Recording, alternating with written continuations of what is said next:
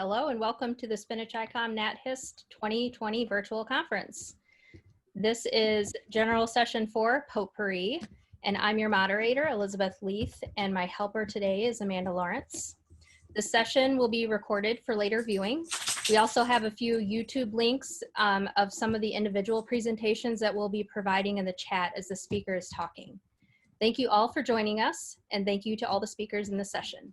Each presenter will present for 10 minutes, and there will be 5 minutes of questions at the end of each presentation and time to transition between presenters.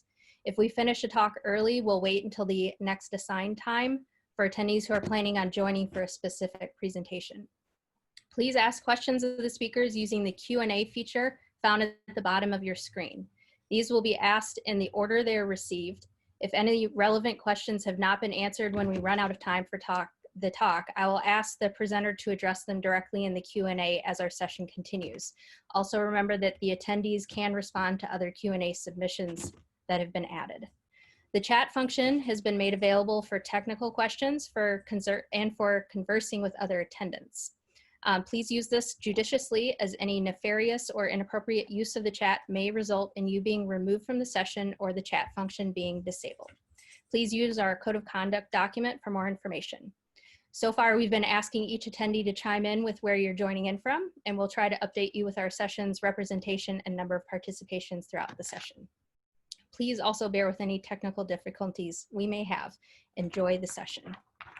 So today's first presenter that we have up is Ramona, who will be talking about building transdisciplinary infrastructure for natural history material samples with the Internet of Samples, or iSamples.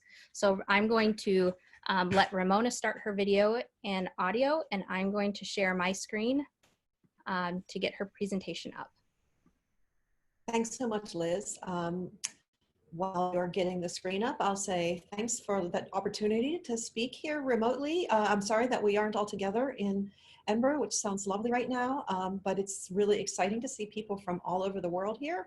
And I realize I put Symposium 1 in session 4, so pardon that. But as Liz said, this is going to be a talk about building infrastructure for material samples for interdisciplinary or transdisciplinary infrastructure. And it's really a talk about identifiers, about globally unique permanent identifiers. But before I dive into that too much, I want to, next slide, please. I would like to thank my very transdisciplinary or interdisciplinary team of collaborators who have worked with me on this project. We've actually been planning this now for several years, doing a lot of preliminary work on this. I've got colleagues from life sciences, from geosciences, from archaeology, from information science, developers, a lot of really talented folks. These folks on the screen here represent collectively a great deal of knowledge, and I'm super excited to have the opportunity to work with them. I'm even more excited to say that this was work that we had, as I said, we've been planning for some time. We put in a proposal last fall in October, and I just found out about it 2 hours ago that it's been recommended for funding. So I'm way more excited to be able to talk to you about it today, knowing that it's actually going to go forward and really happen in a meaningful way. So next slide, please. So why do we actually need a global infrastructure or global system for specimen identification and specimen identifiers and related data? There's the problem of the sample name, and I think this is a problem that most of you are going to be familiar with. First of all is the issue of the same name for many things. So if you go to the EarthChem portal, this is an example from Geosciences, there are 75 publications that reference a sample called M1. They're all different samples, but they all have the same name. Next, please. A related problem, of course, is that the same thing has many names. So if you go to PetDB, a different database, and you search for information on a very particular sample that has a unique PetDB identifier, the ARG-AMPH003, you can see that there are about 15 different ways that that same sample is referenced in publications over the years. Now, if you were going and searching for this, this would make it very, very difficult to try to find information. So it's hard enough to find the same sample, but yeah, let alone try to find all of the data that's connected to it.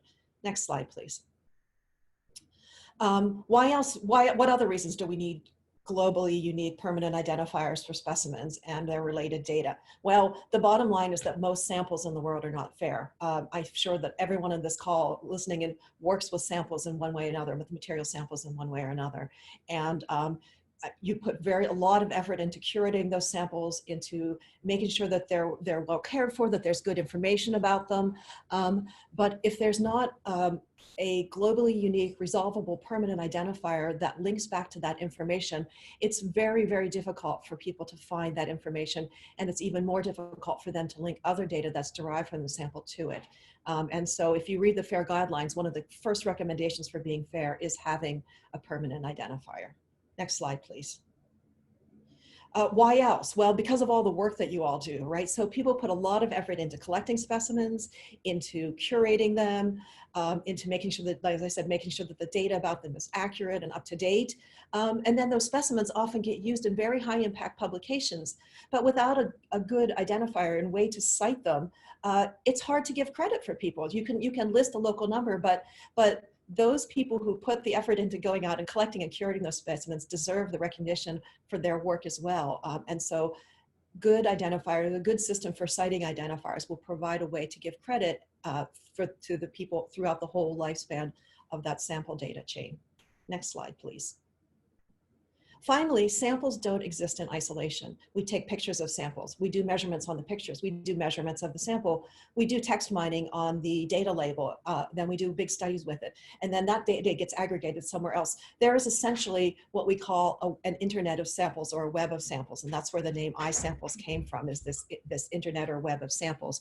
And in order to connect them, like anything on the internet, you need to have resolvable identifiers pointing to where those specimens are, pointing to the location where the specimen was collected, pointing to the data that's derived from it. We've made great progress in the recent years in minting DOIs, digital object identifiers, for data objects. We need to make that same kind of progress in minting identifiers for the actual specimens from which the data were derived. Next slide, please. But what is the current state? Well, unfortunately, it's not there yet. So we need solutions for both existing specimens that are that is the millions, probably billions of specimens that exist in collections right now and outside of collections, as well as the new specimens that are being collected currently. It's also possible right now, when specimens are collected, that their information record can be born digital. So there was a time when all information about material samples and specimens, particularly museums, was written on a piece of paper, on a label, on a herbarium sheet, or in a jar, or stuck on the toe, or on a pin on an insect. Well, now it's actually possible to get that information written down and collected in the field while you're collecting the specimen, in a digital format that can be shared and passed on. And so we need infrastructure that supports that new method of collecting data. Unfortunately, there's no standard for doing that. There's no standard for how to use identifiers for material samples. There are various standards for metadata, but there's no existing standards, metadata standards across all disciplines. I'll talk more about that in future slides. As a result, there are many different types of identifiers in use right now. Many scientists use local identifiers that are minted. They mint them within their own collections. Some of those through, for example, the Darwin core triplet can become largely globally unique, but not always. The identifier, the European effort on CTAF identifiers has made great strides in terms of making resolvable identifiers across a lot of different European institutions. In the geosciences, IGSNs have become a sample for geological samples, for rocks, soil cores, et cetera. But because they've been so successful, people started using them for other things. So they're using them for soil samples. They're using IGSNs for plants. So that means that the IGSN needs to be updated to be able to accommodate all of these new types of samples associated with it. And there are also groups using DOIs for specimens. And of course, many groups are using ARCs, or archival resource keys, because those are very easy to mint locally. And there's great infrastructure from the California Digital Library and others for resolving ARCs that make them really useful. Next slide, please.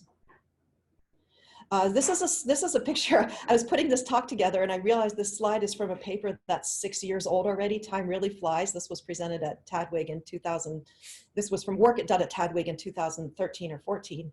And this just shows the variety of types of identifiers that are being used for specimens in biodiversity. I'd like to say that the situation is better now, but it's not. Essentially, we're still kind of in the same state. And this is just biodiversity. And then you add all of the other disciplines that exist in natural history collections, and the problem only amplifies. So you start to understand why it's such a challenge. Next slide, please. So here's just a sort of sampling of some of the different technologies and the state of things in different fields within natural history. So in biology, of course, we have Darwin Core standards.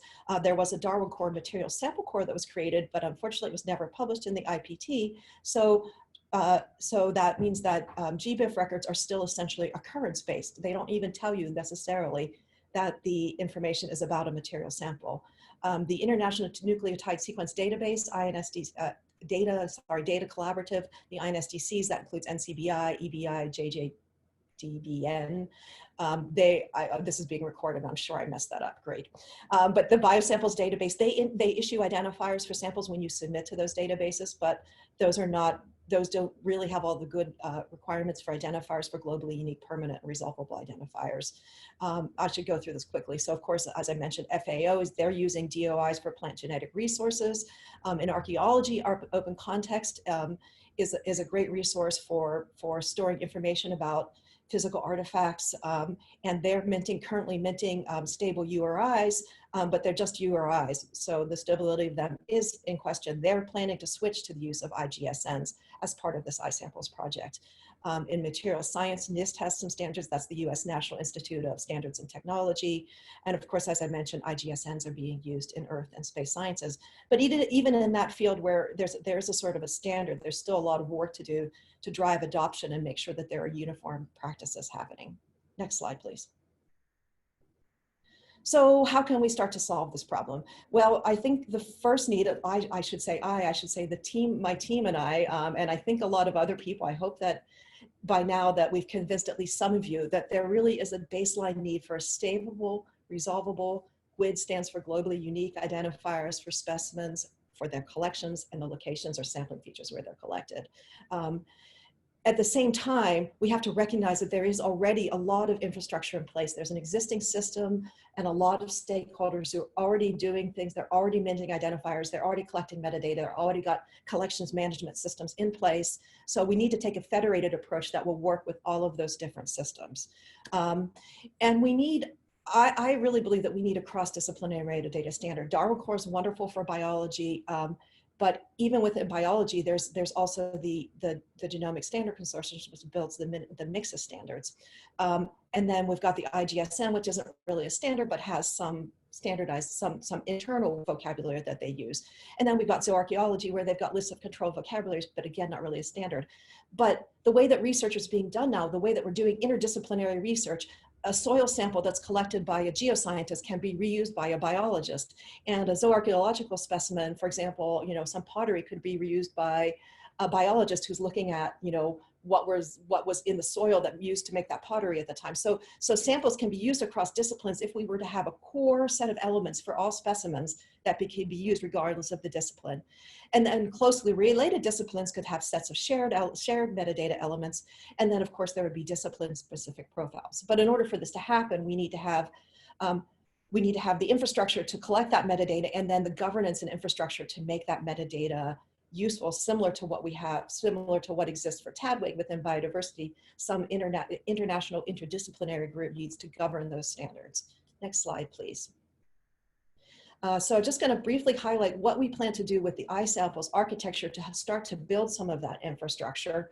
iSamples is a two-part infrastructure that we proposed. So the first part is called iSamples in a Box, and iSamples in a Box is essentially a set of services that are portable that you can give to, that's installed at the organizational level, that provides resources for minting identifiers, for selecting the appropriate metadata profiles for your community, for indexing locally. It also includes things like allowing researchers to pre-mint identifiers before they go out into the field so that they can just stick on, sort of pre-printed labels at the time. But then iSamples in a Box also connects up to a global infrastructure, which we're calling iSamples Central. And iSamples Central is a permanent service that will that will, for those who choose to, connect all of the different boxes. And it also connects those boxes, those local instances, up to the naming authorities, to the issuers of IGSNs, to the issuers of ARCs or DOIs, et cetera. And it also maintains the selected metadata profiles for the different communities that have been agreed upon as standards, and a global index so that you can go to iSamples Central and search for samples from any discipline. The entire structure is designed to be, as we said, very portable, federated, modular, containers that you can install locally. iSamples in a box can be set up at an institutional level. For example, the CESAR, which is the System for Earth Sciences, I have it on the next slide, but CESAR, which is where you go to sample to register your IGSNs within the US, is a very large-scale installation, but then you can have smaller. You could set one up just within your lab if you would like. So it's really flexible. Next slide, please. So just to give you a sense of like what we're going to start with this. So we've got some initial implementations plans. We will be doing this within open context for archaeology. They'll be using IGSNs. We'll be working with the Genomic Observatory's metadata database, who's already minting ARCs for their samples. So they're doing biodiversity samples, both from specimens that both whole organism specimens, as well as environmental materials where they're sampling, doing metagenomics or barcoding and that sort of thing. CESAR, as mentioned, the System for Earth Sample Registration, is an existing infrastructure that will be updated to use this new iSamples infrastructure. We'll be working with the Smithsonian to do some biodiversity, to index, again, using ARCs for some of their biodiversity specimens. They've already got parts of the collections in the Smithsonian using IGSNs for geosamples. And that's an important thing where we'll be working with collections management software, because they're using KEMU to try to build these adapters so you can link in with existing collection management software. And then we've got external groups who are already clamoring to use this because there's such a need for it. For example, the USGS has agreed to implement this for all of their geosample collections that they have nationally. And then they work with the different state geosurveys as well. Next slide, please. So I just wanted to say, and I'm looking at this now, the role of SPNHC and ICOM NATHIST. I shouldn't necessarily, I don't mean a role in is, I'm assuming that you're all going to do this. I guess probably should have been labeled something like a requests from the SPNHC and ICOM natural history communities. This group, the reason I really wanted to present at this meeting is because this is an interdisciplinary project. It covers natural history specimens from any kind of discipline. And we would love to get input from your group on how you work with this interdisciplinary group, having input from people here on what the standards should be and advice on how you govern people from such different disciplines. And if there are people out here or groups out here who are interested in implementing this, hopefully in another 2 or 3 years, we'll have it ready to be able to start implementing, and we would love to work with additional implementers going forward.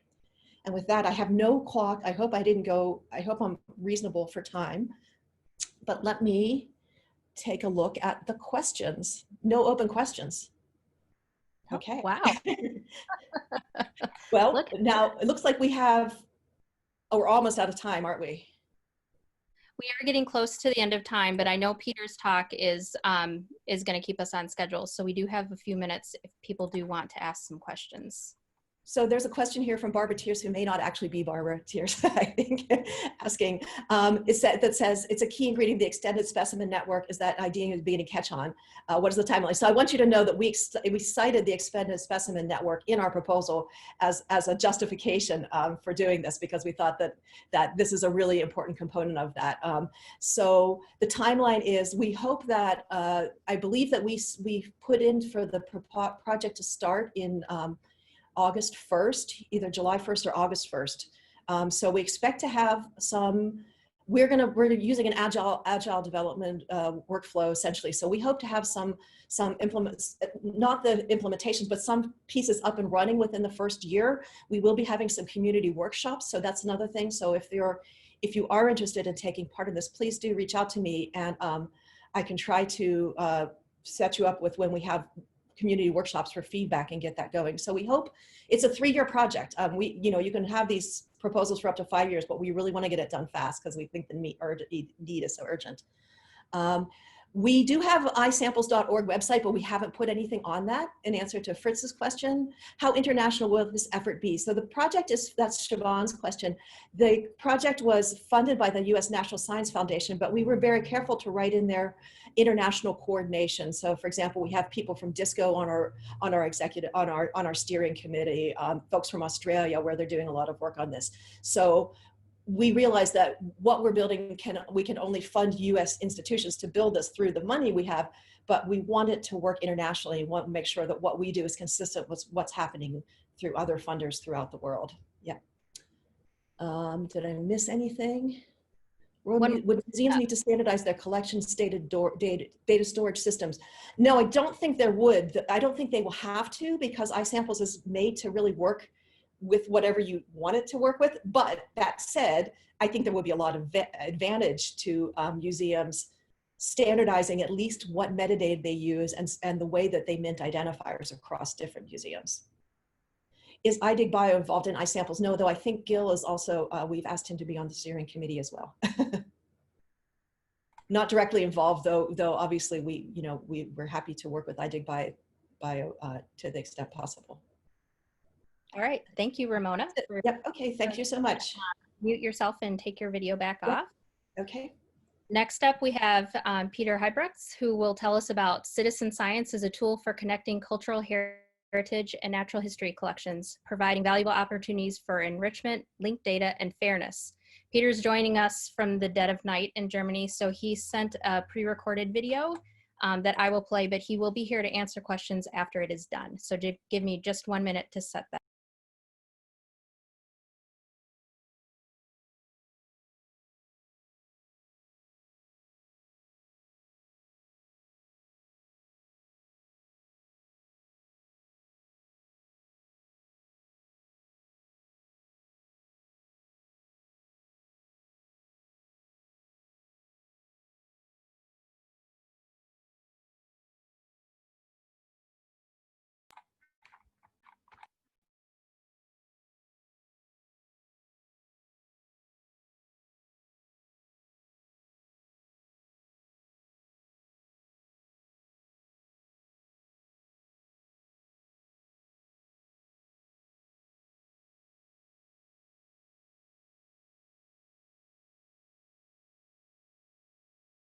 Liz, do you need help to make the sound that we're not getting yet?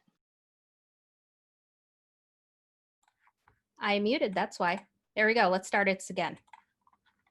Hello, my name is Pieter Huybrechts, and today I will be presenting on citizen science as a tool for connecting cultural heritage and natural heritage collections. I work as a biodiversity data scientist at Mees Botanic Garden, and the last year or so I've been busy in the context of LIMBY, a European-funded project which consists of a consortium of the Botanical Garden of Berlin, Mees Botanic Garden, RBB, the Botanical Garden of Madrid, the Natural History Museum of Vienna, and AIT. During this presentation, I want to discuss the crowdsourcing platform of Mees Botanic Garden, the LIMBY project itself, of course, and I also want to touch on the future of Europeana in the context of crowdsourcing. So LIMBY, linking biodiversity and culture information in the long form, has the goal of making natural history content easier to find and to bring new and enriched objects to Europeana, enriched in the sense that their metadata has been enriched by crowdsourcing. Some of these objects will be featured in virtual exhibitions, such as the one that is currently running on edible plants. And an important part of the project consists of clustering these objects from all these different institutes I've mentioned before into baskets that allow related objects to be shown together. And all of this, we want to achieve that natural and cultural heritage objects are now better available for research and non-research user groups, as the current portals for many of these institutes are very directed towards research users. Do that is the crowdsourcing platform of Mees Botanic Garden that is used for the enrichment of natural and cultural heritage items, not only in the context of LIMBY, but also beyond. It's been used to transcribe letters and posters, other images, photographs, herbarium sheets of our own collection, but also of the collection of other botanical gardens, camera trap images, and so forth. At the moment, we have 850 volunteers, or at least we did when I made this presentation, and we had finished just over 225,000 tasks. The data from the Do That crowdsourcing platform is transformed into Darwin and Dublin Core data standards as a way to be interoperable with other data sets. Now, all this crowdsourced enrichment and transcription of these collection specimens leads to very interesting research opportunities, as it allows us to have millions and millions of data points available, and also to publish this information on GBIF and now in the context of LIMBY also to Europeana. For the camera trap images, as you can see on the bottom of the screen, we can do species identification, which is not trivial to do in an automatic way. And this better metadata we have for our digital objects actually allows us to be more fair, as you need a certain availability of data to be findable and interoperable. Of course, we try to adhere to existing data standards such as Darwin Core and Dublin Core, as I've mentioned before. And here we have a screenshot of what Do That actually looks like in the case of an herbarium sheet. As you can probably tell, old handwriting is not the easiest to read, so we are very grateful for all the time our volunteers and citizen scientists put into this. And as you can probably also tell, there's a lot of information that we can actually get from an herbarium sheet that is now available from all over the world in the form of our digital herbarium, which you can find on botanical-collections.be. LIMBY also has an enrichment platform, the LIMBY Enrichment Platform, which allows us to do metadata enrichment beyond crowdsourcing. For this, we use our own ontology called Simple Vocabulary, which consists of the most used search terms on Europeana. And we use this in combination with the Europeana data model, which mostly consists of a remapping of Dublin Core, to cluster all the content within LIMBY into content baskets, so beyond their source collections. This way we try to increase findability as related objects can be shown together. And to achieve this, we use the Europeana API, and we use Omeka as a front end. Apart from this, the LIMBY Enrichment Platform is also functioning as a journalistic search platform, as a more specialized use case for journalists to find content they can reuse for media, which is a lot to do with licensing. We do this in close cooperation with our partner, RBP. This is a screenshot of the LIMBY Enrichment platform. It's currently still in closed beta, but as you can see in the little green square, you can add any field from the Europeana data model as well as any facets. And these queries can be converted into content baskets, which can then be sent back to Europeana for clustering based on metadata. Now, in the future, it would be really nice to also cluster non-LIMBY content, but I'll touch on that a little bit later.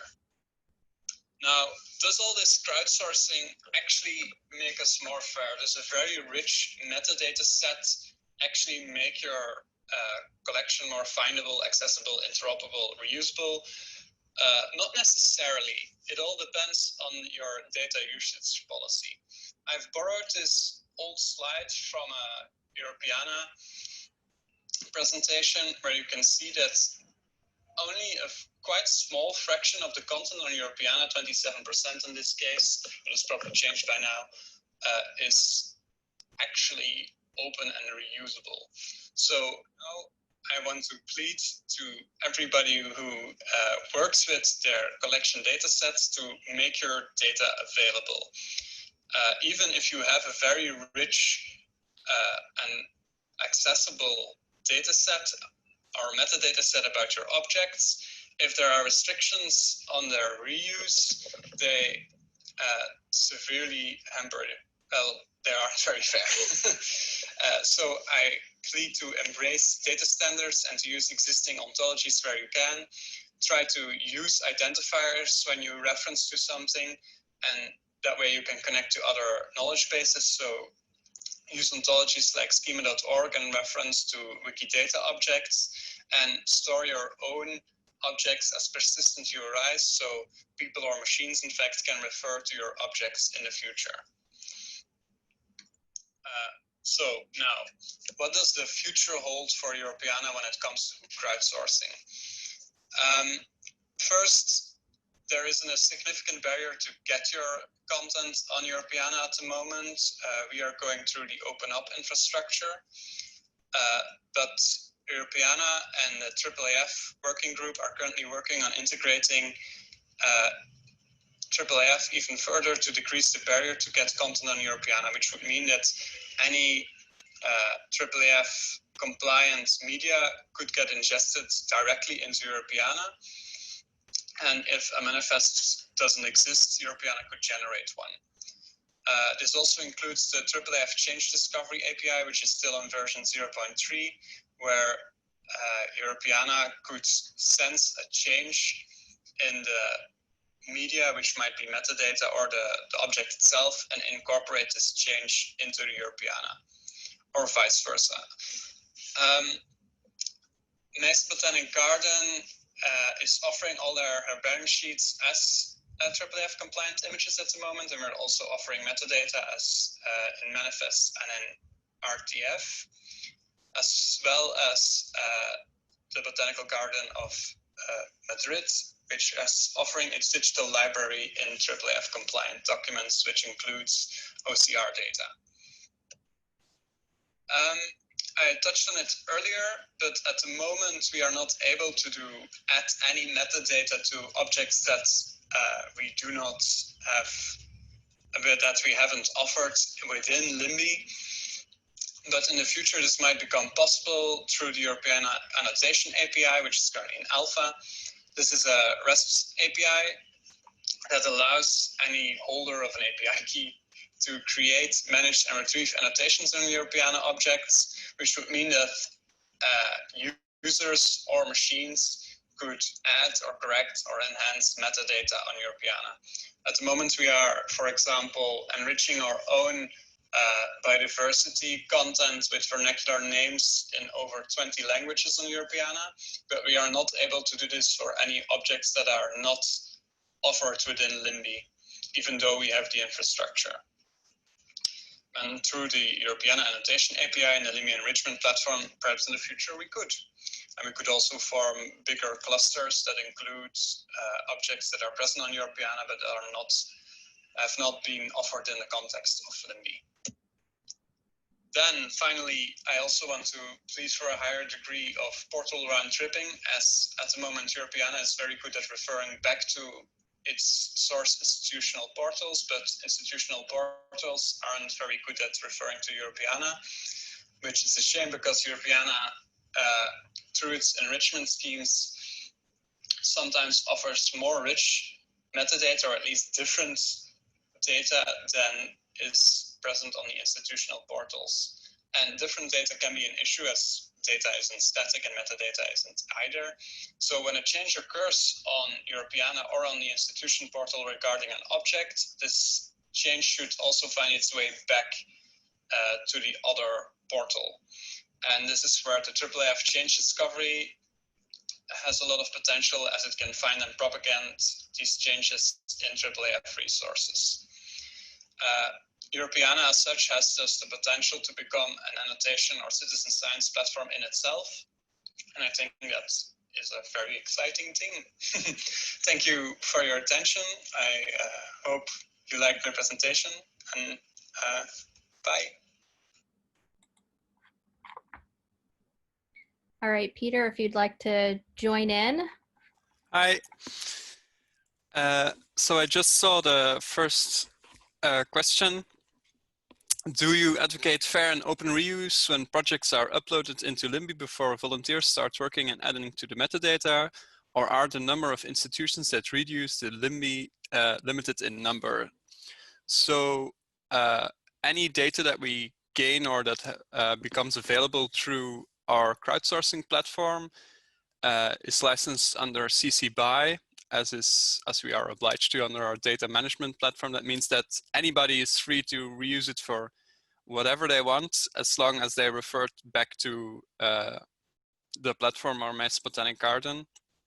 There are very, very, very few exceptions, mostly the ones that slipped through the cracks and that weren't actually supposed to be enriched. I hope that answers your question, Siobhan. There. What is round tripping? Round tripping is when one portal refers to another in a circular manner. So that means that on Europeana, you can find a link that refers back to our institutional portal that's called Botanical Collections. And then on Botanical Collections, there's a link that goes back to Europeana.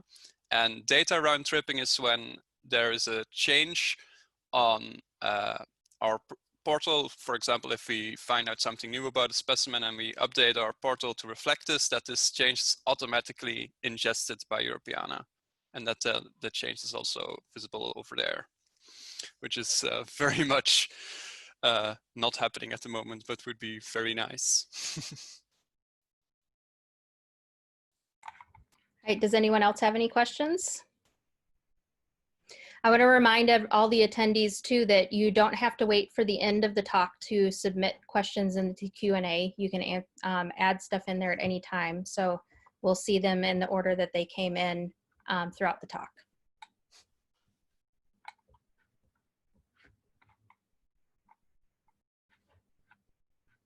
And well, it was very nice to present for everybody here. Get some rest.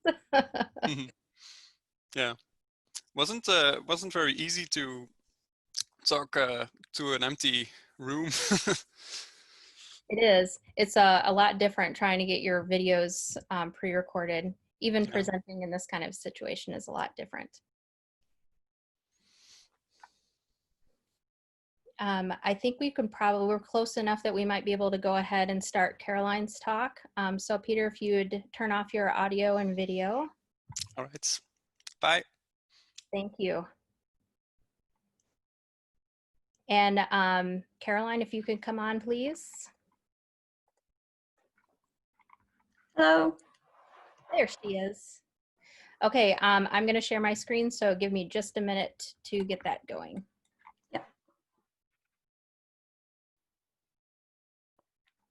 I have to introduce you first, though. So this is Caroline Finn, who will discuss building an online catalog for a marine invertebrate collection using combined data sources.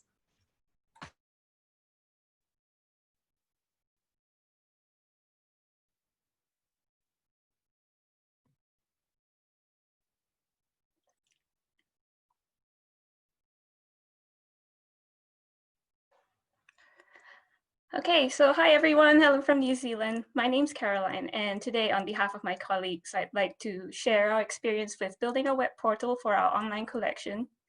And I'll also go through some of the hurdles we've had to overcome during the process. But before I start, I'd like to introduce you to NIWA and the NIWA Invertebrate collection first. Next slide, please. So NIWA is a Crown Research Institute established since 1992. We have 10 regional offices spread throughout the country. And one of NIWA's core purposes is to provide the service that enhances the data and knowledge of New Zealand's marine ecosystem and biodiversity. And this is where the NIWA Invertebrate collection plays an important role. Next slide. So the NIWA Invertebrate collection, or the NIC, is a nationally significant collection in New Zealand. And we solely focus on deep sea invertebrates. We're a team of 4. Who look after 300,000 specimen jars, and out of those, we've registered 140,000 of them, along with 1,448 holotypes that are native and endemic to New Zealand. Next slide.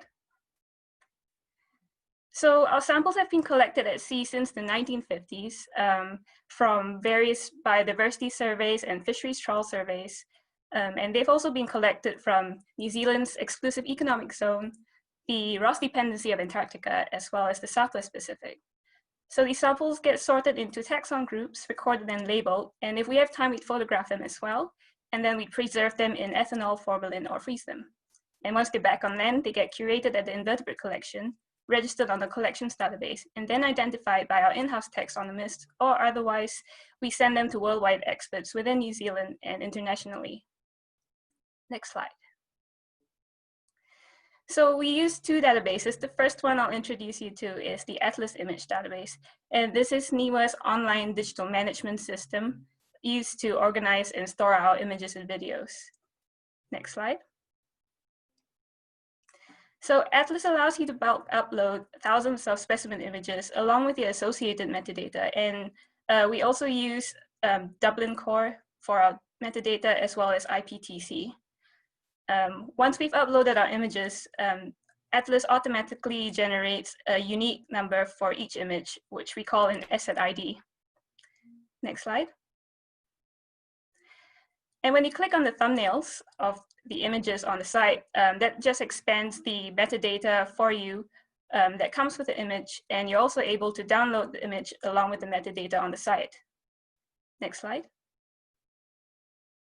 And we also use the open source Specify software, which most of you are familiar with. We're currently using Specify 6, and we have been using Specify since 2003. And we're also an associate member of the Specify Software Consortium. Next slide. So this is just a screenshot that most of you will be familiar with as well, and for our collections database. And we've got our NIC catalog number, our taxon name, station ID, as well as our locality data. And we've also added a few other fields such as GenBank fields and also in a specimen image field, which I'll show you later on in the slides. Next slide. So one of our objectives for the NIC collection is to provide an open source and free online portal for people to use to search our specimen records. And we hope that we'll be able to display specimen images associated with our records as well. Next slide. So this was one of the first challenges that we faced, because the first thing is that our specimen images have been living in a local shared directory at NIWA for about more than a decade. So we've been collecting these images for quite a long time, and it's not really ideal for long-term storage. So hopefully the goal is that we'll be able to upload all our specimen images onto Atlas. And with the flexibility of adding fields to specify, we should be able to link these images to the records at some point. Next slide. So we have these two databases, and as you know, each database needs a unique identifier. So Atlas has the unique asset ID number, and Specify has the unique NIC registration number. So here I've just given you an example of a really cute squat lobster that needs to be linked to its Specify record. Next slide. So you have a unique identifier for each database. So what we have to do is actually put each unique identifier to both databases so that we can link them together. Next slide. So the first step would be to upload these images onto Atlas and also add the NIC catalog number as additional metadata. So on Atlas, when we upload our specimen images, we also use a metadata text file, as you can see here. And we have the flexibility of adding the NIC catalog number, and then once they are uploaded, the images are then assigned the unique asset ID. Next slide. The next step after that is to extract these IDs from Atlas and then enter them into Specify into the specimen image fields. So what we've done is we've configured 6 text fields to become web links that would retrieve these images from Atlas. So we're able to put at like about 6 specimen images per specimen record. Next slide. But the problem is this link is really long, and we don't want to enter this link over and over again. So what we've done is we've hard-coded the URL. So all we have to do is focus on the asset ID that's highlighted in red. Next slide. So this is just an example of how we've done this. So you just put in the asset ID, and you can see there's a little button there with a chain there, a chain icon. Next slide. And when you click on the icon, that should automatically direct you to the specimen image that's on the Atlas side. Next slide. So the second challenge was to be able to groom the data and extract this from the specified database or the online portal. Next slide. And what we wanted to do was filter the useful data for the external users for our online catalog. So we don't want to include things like unpublished taxon names or missing data or sensitive data, for example. So what we've done is we've built a SQL query that would extract this data from the specified database. Next slide. So here's just an example of a SQL syntax that's been written up by one of our colleagues and that subsequently creates the schema on the right-hand side that allows us to export this filtered data for the online portal. Next slide. So the next thing is we also want to share our data, but we need to make sure that the specified server is secure. So due to NEMO's IT security policies, we can't actually provide direct access from the specified server to the online portal. So the solution to this was to create a copy of this filtered data and then export this to a new database table via Postgres that essentially becomes the web portal database. And then we can directly just get access via Postgres and we won't have to extract this data directly from the original specified server. Next slide. Okay, so our final challenge was to be able to build the web portal framework, and due to the COVID-19 pandemic, it's actually sort of ground our development to a halt. So the final slides that I'm going to show you are more like what our idea of what our online portal will look like, but it may not necessarily look like that as the end product when we launch it online. Again, this is going to be a free and online portal for users, and we hope to launch this within a year or two. Next slide. So this will hopefully be the main page for our online portal. As you can see, all these really beautiful pictures here are actually the specimen images that have been taken over the years. So we want this to be easy to use. So you've got your quick search field, advanced search for anything, like if you want to look within a locality or a depth, you can do that, and a map search. Next slide. So with the map search, hopefully that will open up a new window, providing you with a New Zealand map, as well as some clustered data points of all the records available on Specify. So you should be able to zoom in and browse wherever you feel like it and look at the information that you want on these data points. Next slide. 2 minutes. So here you go. You've got your quick search. If you want to look for a species name, you can.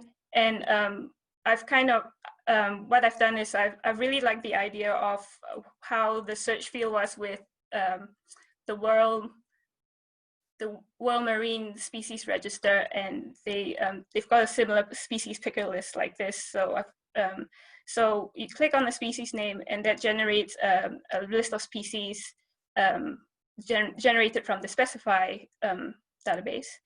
And next slide. If you click on the species name on the left-hand side, that should provide you with the overall results. And on the map itself, it should provide you with the data points, which you can click on, and that should open up a bubble that will provide you with all the information that you need, as well as the specimen images that if they are readily available. Next slide.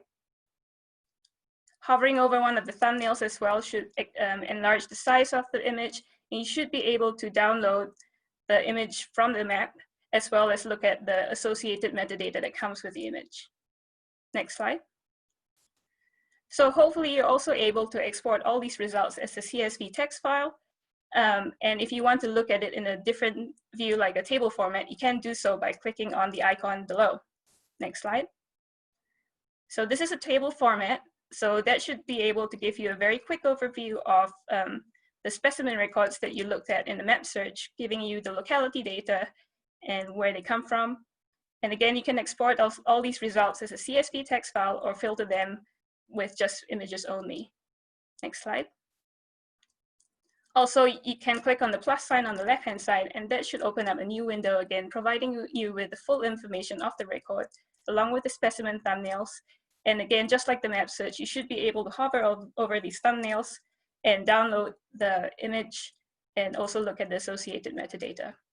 So this was as far as I got in terms of, as far as we got in terms of planning our layout. But if you guys have any comments or feedback on how we can improve the layout as well, I'm all ears and I'm ready to, yeah, that's it for me. Thanks very much. And thanks very much to SPNHC for putting together such a so quickly this virtual conference. And thanks again to Specify, Atlas, and the Catalyst group who were actually going to build a web portal for us. And also thanks very much to NEWA and the NEWA collection for the funding as well and allowing me to present at this conference. Thanks, guys. Thank you, Caroline. So we have a couple of questions in the Q&A. Do you want to read them yourself or do you want me to read them to you? Oh, I can read them. So what reuse copyright license does NEWA use for its specimen data and specimen images? Has NEWA specimen data been loaded into GBIF? From what I understand, the specimen data has been loaded into GBIF, but I don't know if it gets updated very frequently, which is why we want to provide this online portal so that you know, it's always up to date. What reuse copyright license do we have? From what I understand, we are able to. We do need to get permission from NEWA to be able to provide these specimen images to be downloaded.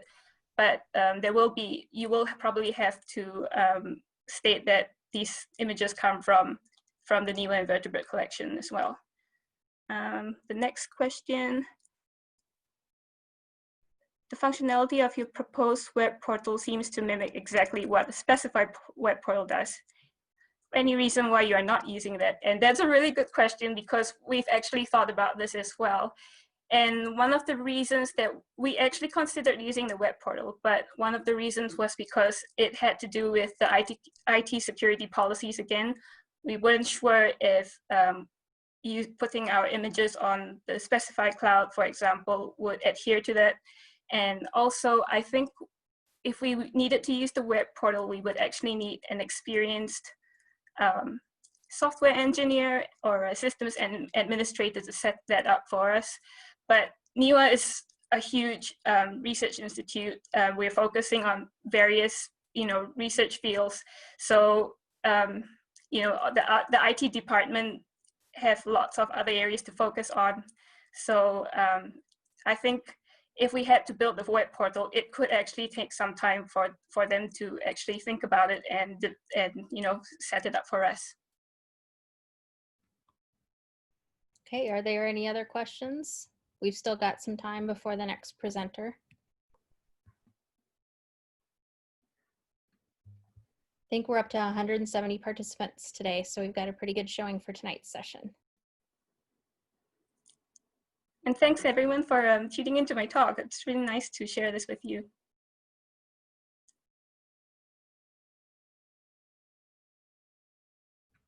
Thanks, Tiffany.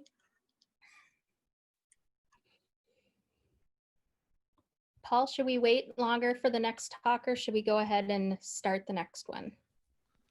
I think we should probably wait until the time is up, just so if anyone is coming in and keep it with the schedule. So I don't know, we got 5 minutes. Someone have a good question? You want me to put the splash screen up in the meantime? We Sure. can do I noticed that as a panelist, I don't seem to be able to ask questions in the Q&A. Is that just me? No, that's True. all the panelists. Just really quickly, I was going to make one announcement.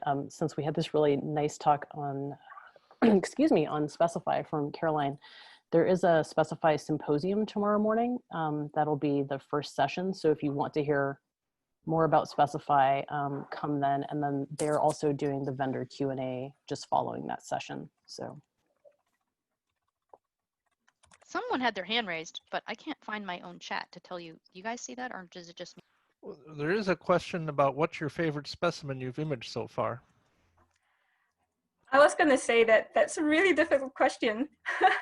They're all. I would say that I don't know. That's really difficult. They're all so pretty. I would say the corals, the stony corals, some of them that have the live polyps on them, they're amazing. And we have one as well that's called the flabellum, and it kind of looks like dentures with polyps. And hopefully we'll be able to show that to you on when our online portal's launched. Oh, there's more questions. Okay. So from Fritz, if I understood correctly, you first populate a database in Postgres, querying the specify, and from there query for the web database. Does the database need to be updated automatically every time there is a change in the main specified database? And the answer is yes. So what we were thinking of doing is creating a schedule update. It could be daily or once a week. And that I guess we'll use a cron job that would do the job for us. Okay, next question. What are some of the challenges when imaging specimens in fluid? Well, that's a good question too. Most of the time when we're photographing these images, we're on the boat itself. And usually we put it in a water bath and the boat's moving constantly. And yeah, we just have to take lots and lots of images and hope that we'll get a really good, clear shot.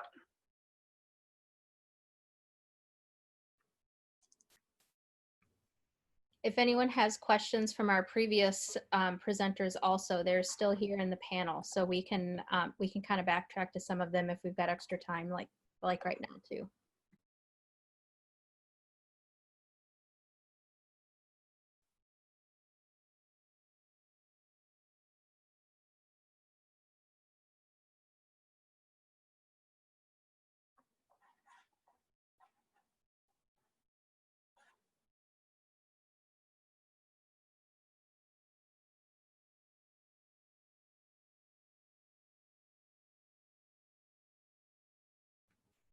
Caroline, we have one more question.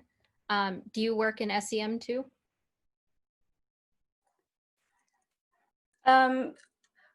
We do, and again, that's another challenge. A lot of these SEM images that people take, they just end up on people's desktops. So hopefully, with the use of Atlas more and more, that will encourage the people who are taking these SEMs to upload them onto Atlas. And hopefully we can link those images as well to specify.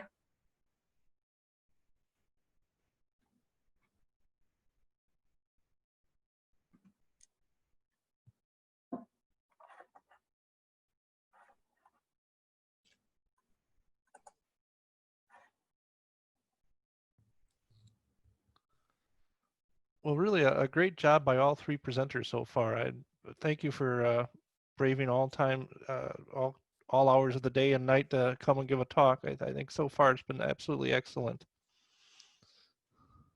And Liz, you have been doing a great job as moderator.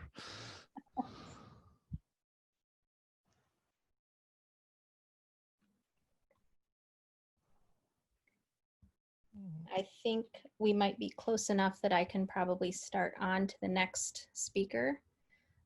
Next up, we have Samantha Ocon, who will present Internet Friends, Fostering Online Collaboration Between Professional and Amateur Paleontologists Through myFOSSIL. Sam submitted a video presentation, so I'm going to play that, but she is here to answer questions after we're done. And she has also provided a YouTube link to her, her pre-recorded presentation. So we're going to provide that in the chat during her talk. Just give me 1 second to get things loaded up.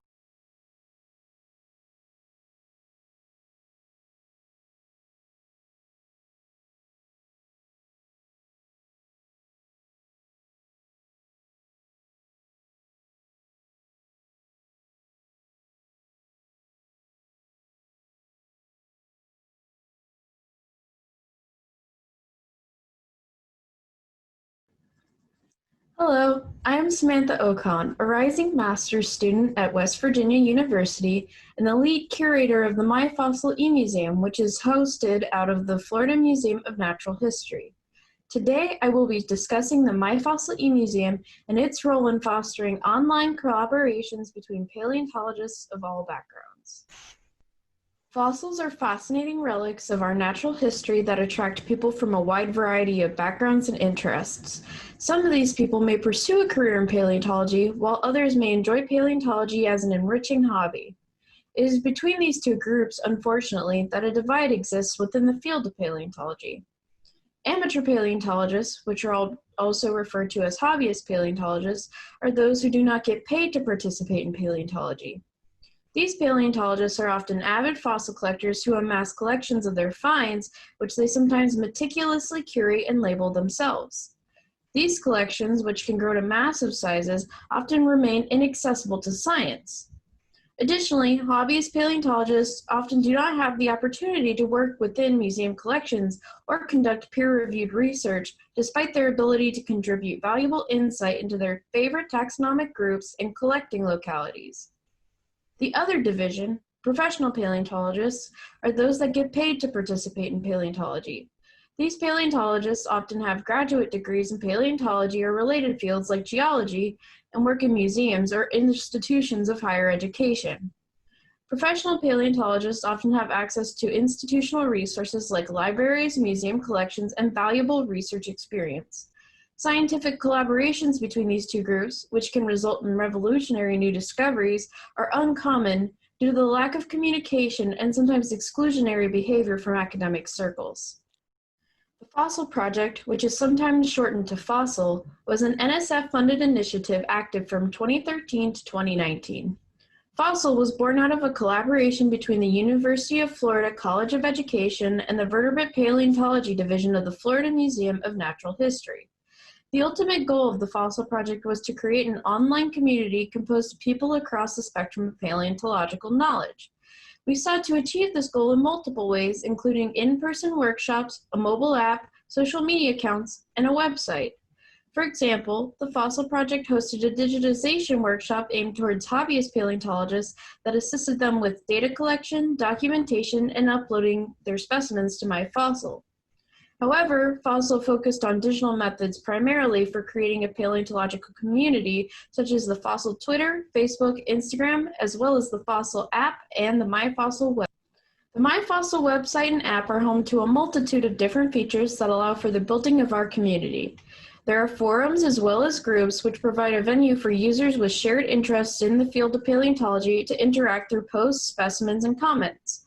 For example, there is an eclectic Echinodermata group where users can share their echinoderm eMuseum specimens as well as participate in general echinoderm discussion.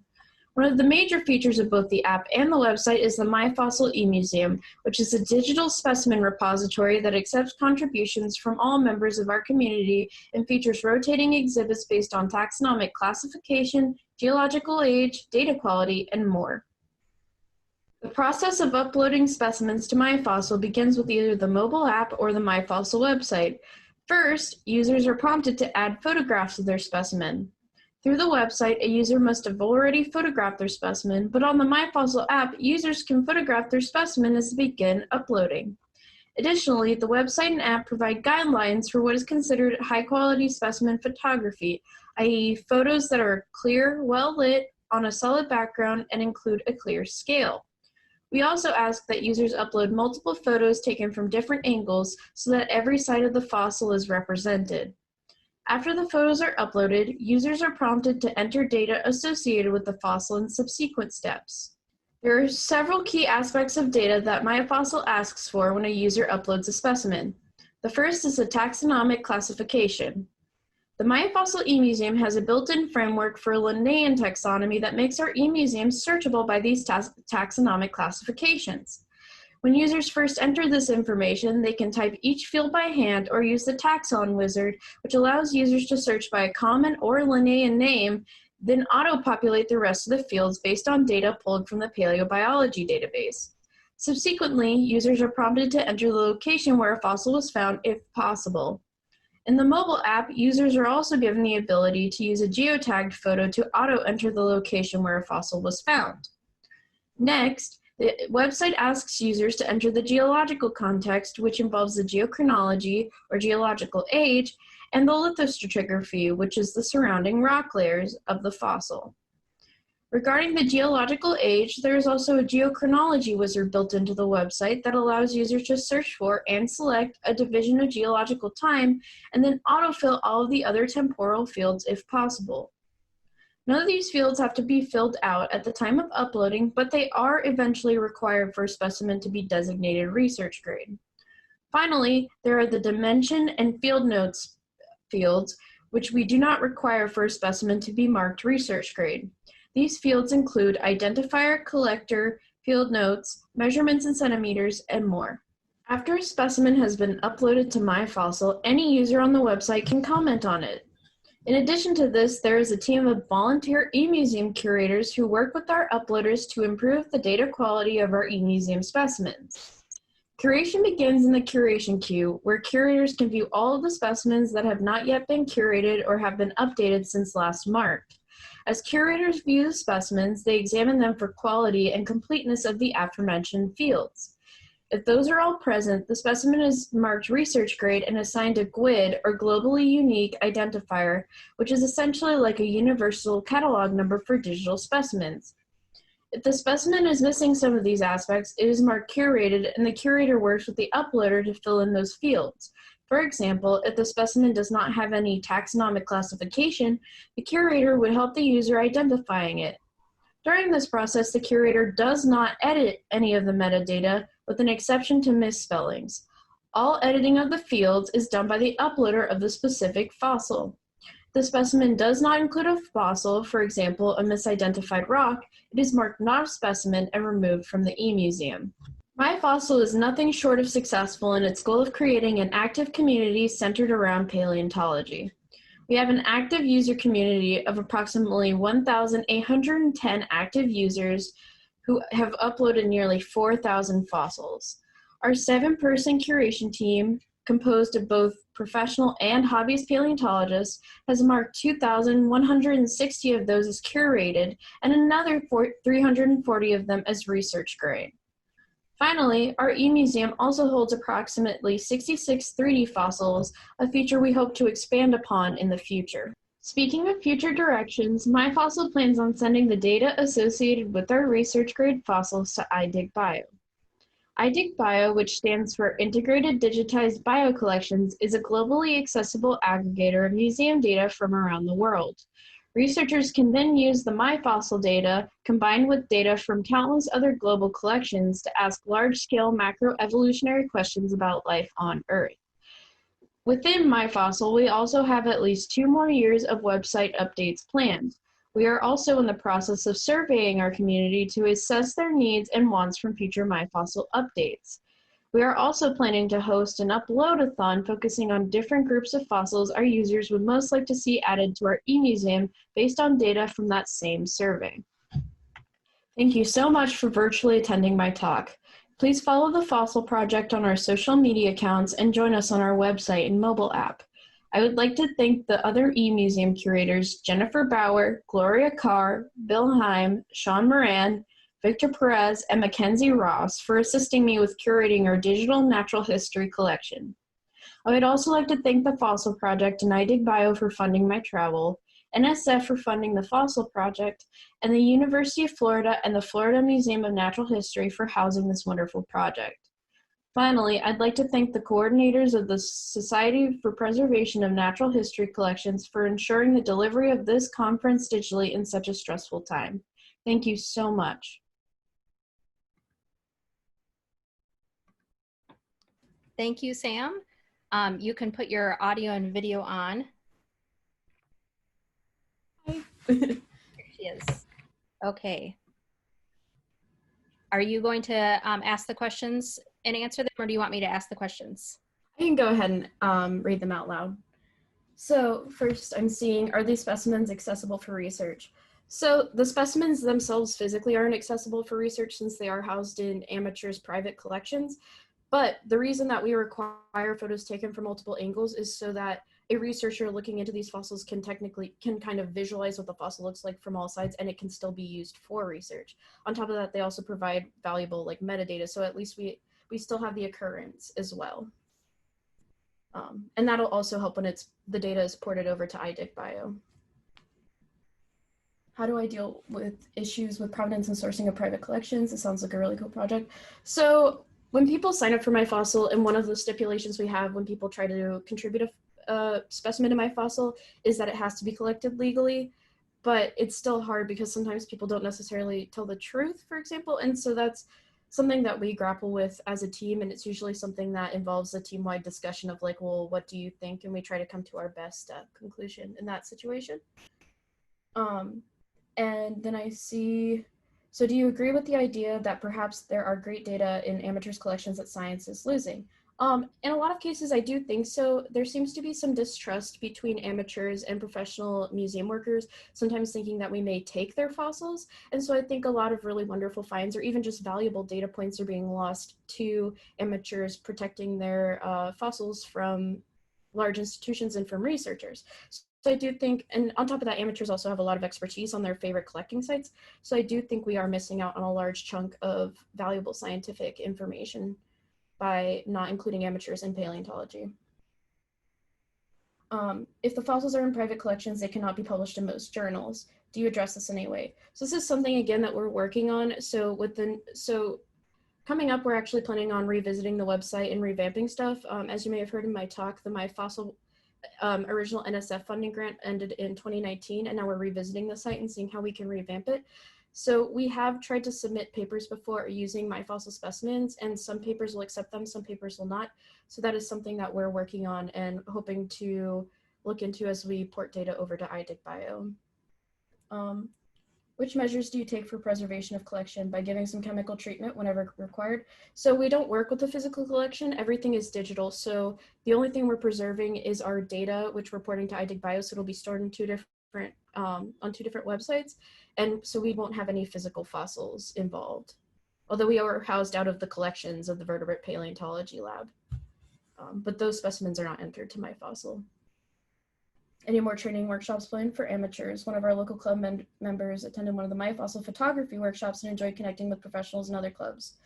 Honestly, I'm not sure right now, especially with the situation regarding COVID going on right now. I'm not sure what's in the works, although as I mentioned a little bit earlier, we are planning on revisiting myFOSSIL, so it's very likely that something will happen again in the future. But I'm moving on to West Virginia University, so I might not be a part of the myFOSSIL team by the time that those manifest. Any change that the collectors will donate their collections to the museum, have we asked? So one of the things that the next presenter, Jennifer Bauer, and I have discussed, she was actually the e-museum curator before me. One of the things we've discussed is talking about like the process of somebody basically accessing, or the process of accession. So basically when somebody passes away, where do their fossils go? That's something we've discussed, but we don't typically try to ask people to donate their collections because that typically is a sore spot for them, and we don't want to drive them away from contributing valuable data to the e-museum in the first place. Will the specimen data from myFOSSIL be uploaded into iDigBio? Yes, it will be. I'm not quite sure when yet because there's a little bit of, we've been experiencing some technical difficulties, but it will be soon, and it will be only the research grade fossils, so they have the appropriate amount of specimen data. So they'll be useful for research. Do you guide the amateur collectors on how to preserve their collections? So we actually have been working on creating different workshops and different YouTube videos and other resources for amateur fossil collectors to use when they are working with their own collections.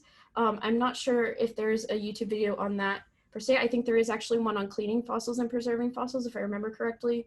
But we're always open to creating new videos, so that might also be a topic we revisit. So we do host workshops and webinars and videos on paleontological topics beyond myFOSSIL. Could I post links to the project in a skeleton text? Oh, absolutely. We're actually, to promote what's going on right now with myFOSSIL, we actually have just posted a survey asking people what they would like to see from us in the future and what kind of specimens they're looking for on myFOSSIL. So if you look at our social media, there's actually the survey links posted, and everyone who answers a survey before June 21st will be entered to win a fossil case. So if they would also like to answer links to our survey for what they're interested in, those are a great way to win a fossil case as well.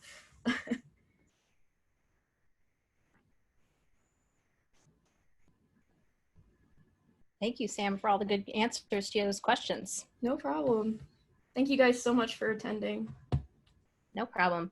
And for the attendees who've been kind of following in the chat, we have Sam's YouTube link.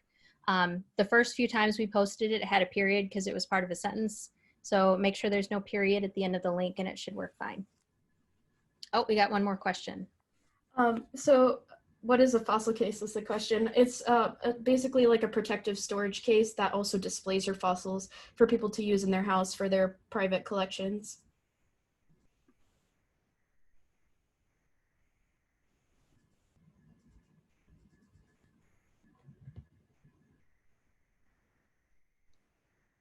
We've got a little over 10 minutes to wait. Nope, we got 3 or 4 more minutes. Jen, are you on right now? Yes, I'm here. Is your internet connection secure enough, or do you want me to play the video? I think it's okay. Okay, then I'm gonna shut down the video part so I can access the other one easy when that time comes.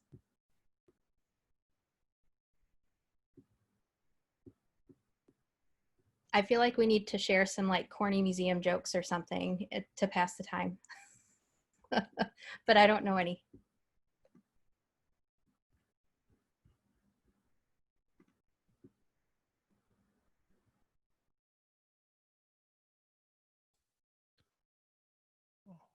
No one had a corny joke? Don't take it for granted or anything? Oh no.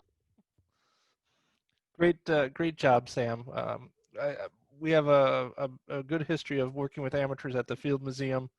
I know maybe a question for you, as long as we have a little time. Do you have any pushback on using computers? We have quite a few older collectors who really dislike computers. So interestingly enough, a lot of our amateurs are retirees and older retirees, and actually most of them are pretty computer savvy, but actually personally I have grown up, I was raised by my grandparents, so I'm pretty good at providing tech support. So, and on top of that, we also actually hold workshops for our myFOSSIL, like our really avid myFOSSIL posters. So a lot of them have also learned how to use the website through in-person workshops as well. And about the donation of fossils, what we've been finding at the Field Museum, maybe if there's like an institutional advancement or a donation, folks at in Florida, you might chat with them and set up something, because a lot of amateurs, especially the elderly, when sometimes their children don't want the collection, and then they really want to find a place where to store and where to keep them, and so you might find you start getting people who are interested in donations. That's actually something that I've been thinking about, I've actually been thinking about collaborating with Jen on writing a piece, like a written blog post about what to do as you get older and are not sure what will happen with your fossil collection. And I think maybe starting the conversation in the form of blog post that we're not, not pushing it, and then that will kind of open the door for them to start the conversation with us. That's also something I'd like to bring up with Bruce McFadden, who's one of the PIs on the fossil project. And you got a question from Deb Paul about whether or not myFOSSIL plan to share this model with other taxonomic groups that may want to build these relationships too? Definitely, and I think that's even more in the plans for Fossil 2.0. All right, thank you, Sam. And we've reached time for our next speaker. So Sam's gonna log off, and I'm gonna introduce Jennifer Bauer, who will present a history of successful and productive collaboration between avocational and professional paleontologists. Jen also gave us a YouTube link to her pre-recording, although she's gonna be presenting live tonight. So if you want to go back, you'll be able to access this video and also the video that she's gonna provide through YouTube. So Jen, give me 1 second to get your presentation up.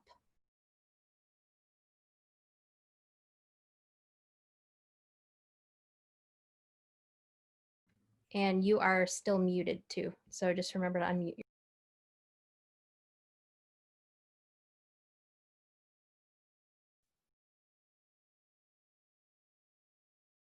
I have an angry cat, so if you hear her outside my door, I apologize.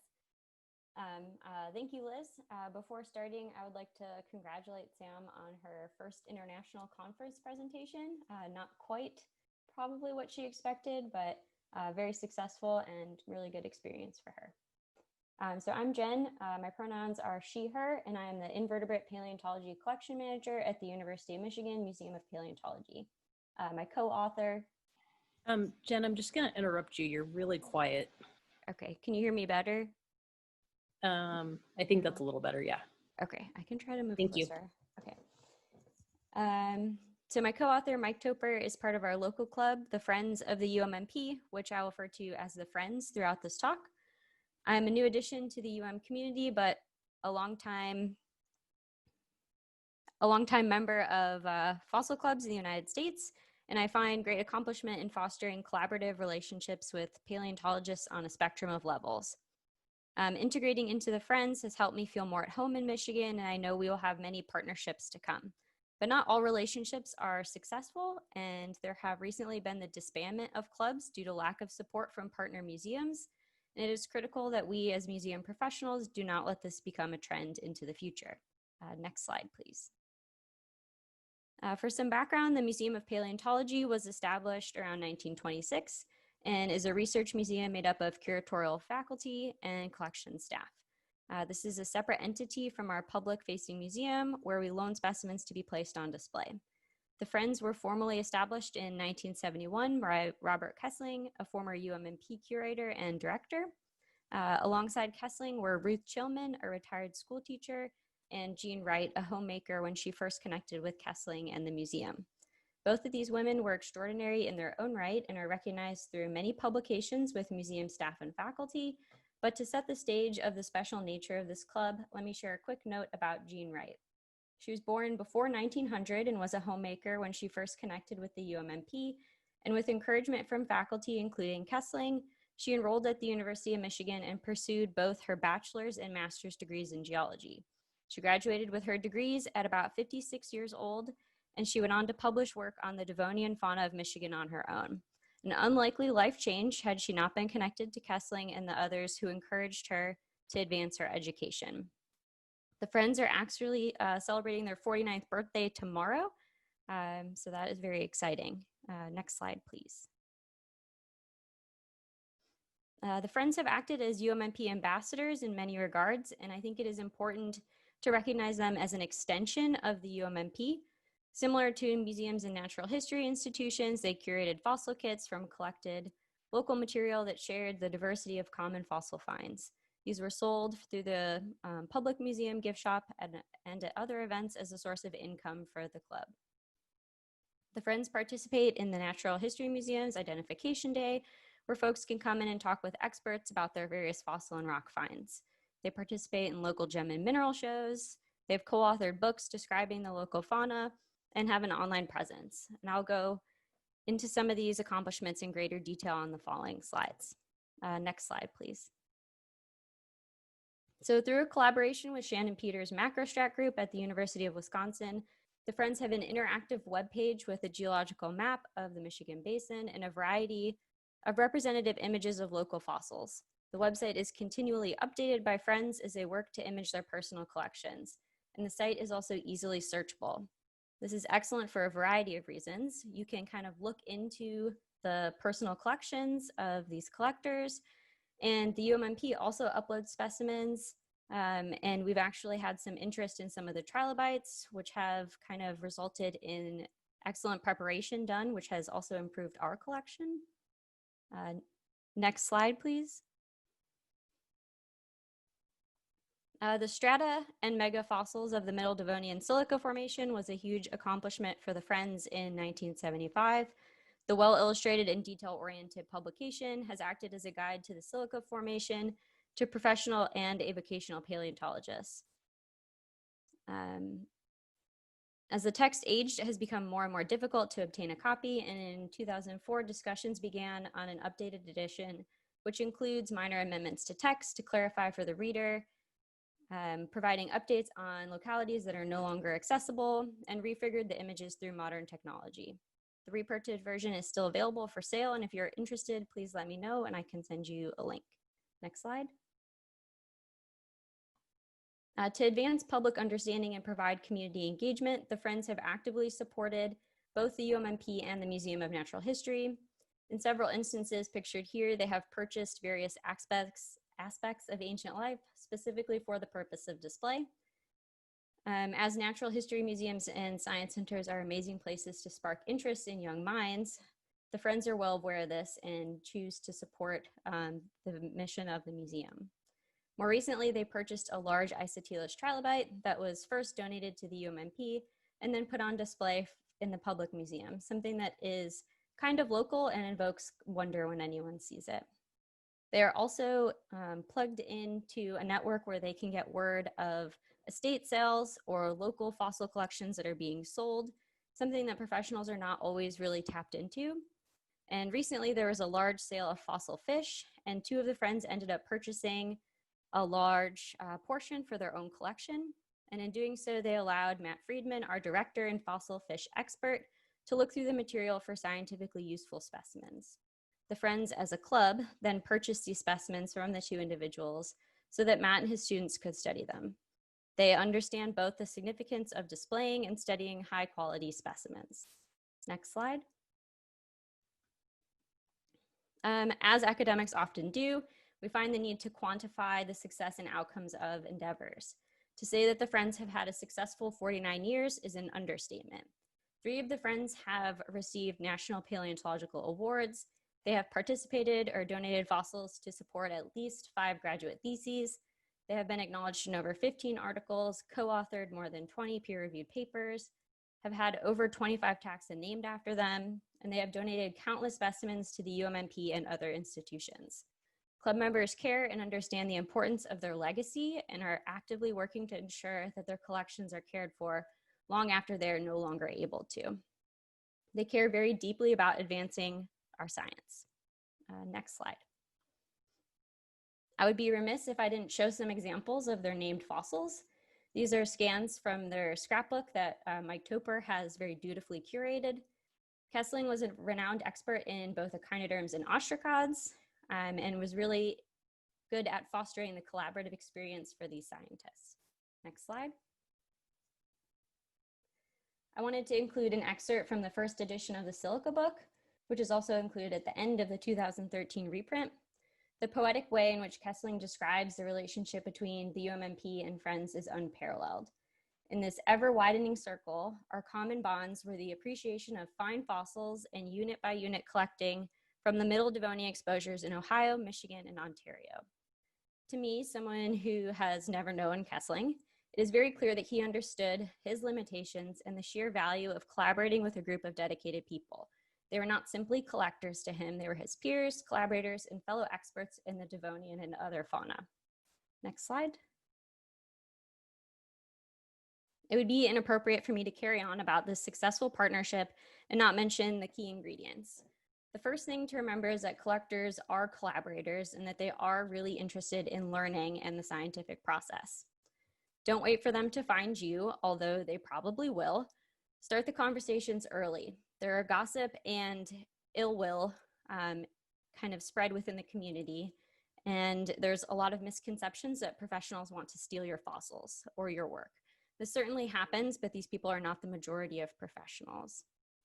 Ask them for help. Professionals, whether you are a collection manager, curator, faculty, have limitations, and the biggest one is time. Many club members are retired and have ample time to prepare fossils, organize notes, or find new fossils. See where their expertise lies and move from there. Don't forget to provide a service back to them. Find room in your institution for meetings, provide them with paywalled literature, bring them into your space to help in the collection. And finally, be present. Just by showing up to meetings or events makes you a real person that they can create a connection with. Then you can move forward and create a legacy like Kesling did with the Friends. Next slide. I'd like to thank Liz for helping us present our talks. in this kind of untraditional format. And thanks to the Spinach organizers who did a phenomenal job migrating to an online conference in an unprecedented time. The Friends members, especially the Topper brothers, who have taken me under their wings and shared much of the club's history with me in a very short period of time. I would also be remiss not to mention the people who offered to support me financially before the conference went virtual. This includes iDigBio, UMMP, and of course, the Friends. Next slide. This is a flyer from the original edition of the Silica Formation book. It's just kind of goofy. If you have any questions, I'm happy to answer them, and I've provided my contact and our Twitter handles. Thanks. Thank you, Jen. And we will go into the Q&A. Can you see the Q&A? Do you want me to ask the questions, or would you like to? I can see it. Okay. Hi, Rich. He asks, how large is the Friends group? I think there are over 100 members total, but when we have our in-person meetings, usually it's somewhere between 25 and 30 people that attend.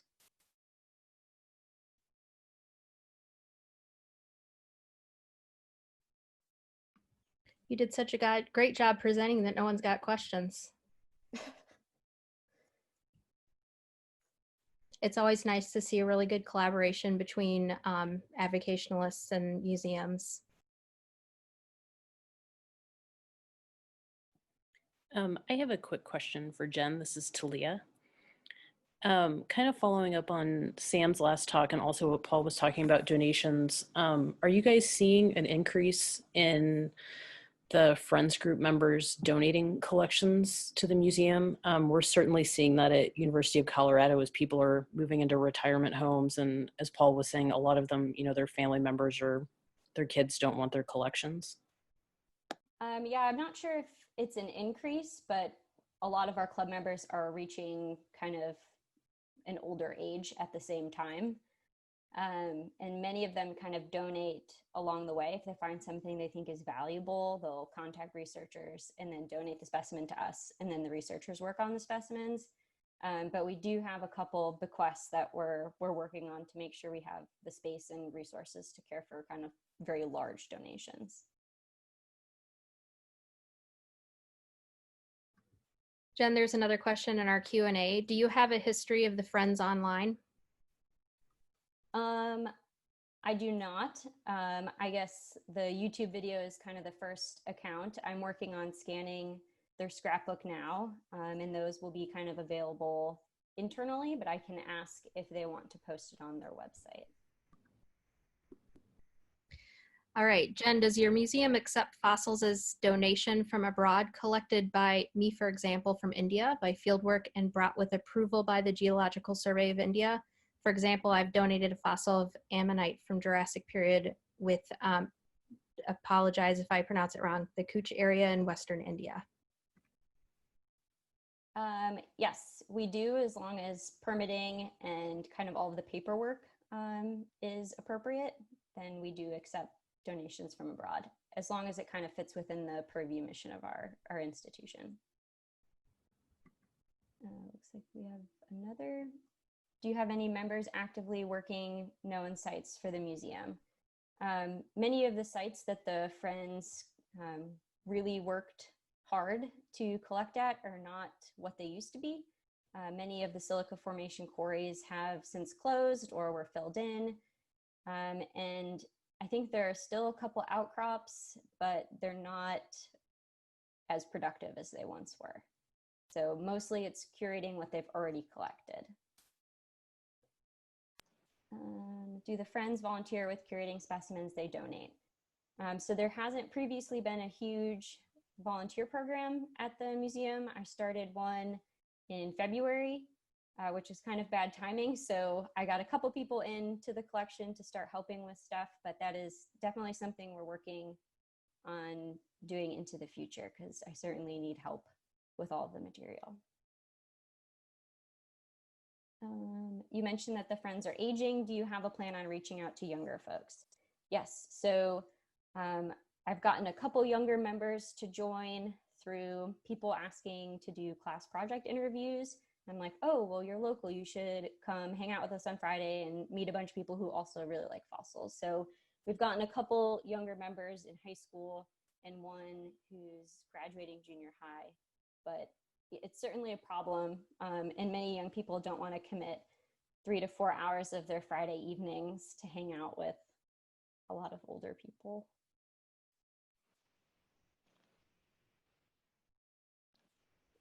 Organizationally, are the Friends a separate organization or are they under the umbrella of the museum? So they are a nonprofit and they are not under the museum organization.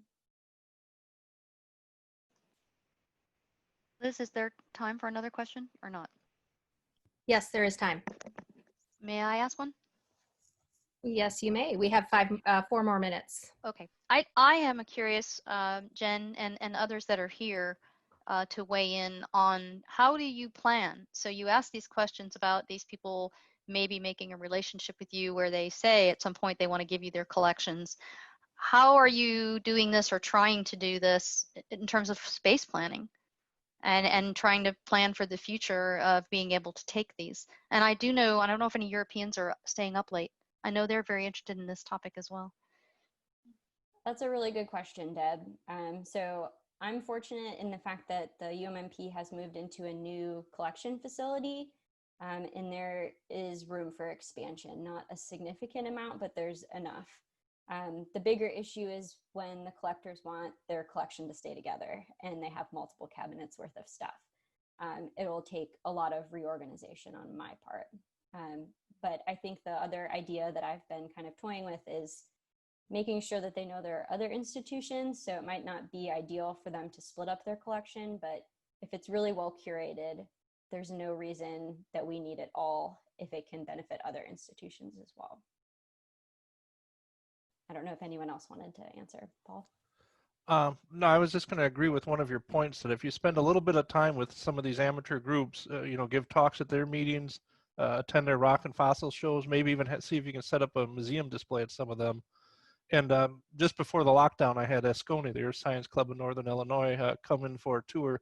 And they actually had to turn away people just from the amount of transportation they had. So we were planning to do another one, but it'll be a while. But the way they fear professionals and stuff, once they get to know you, I think really starts disappearing.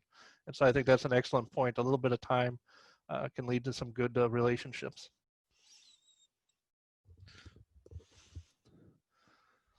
Deb, I see you put a question in the chat, but you can go ahead and say it if you want to. Well, I'm interested, and it ties back into what Ramona was talking about, is the larger picture of at some point you may want to sort of repatriate all the collections from so-and-so, right, kind of thing. And maybe I should use the word integrate instead. I beg pardon. But I'm just thinking about if the collections do go in different collections across the planet, is there a way to connect them, to keep the connections through identifiers? I don't know. I'm not sure I have a good answer for that. Yeah. Well, I don't have a perfect answer either. That's why I'm asking. Ramona, are you? I know she's here, but is she? Don't know if she's in the middle of something else. I'd be interested to know what y'all are thinking about that anyway, in the long run. It could be possible through like a different term, maybe like a collection event or the agent, but you'd have to make sure that the databases are all tied the same way, which would be difficult.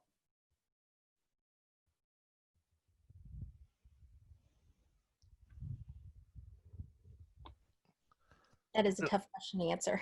Go ahead with it. I was just going to say there's a question in the Q&A.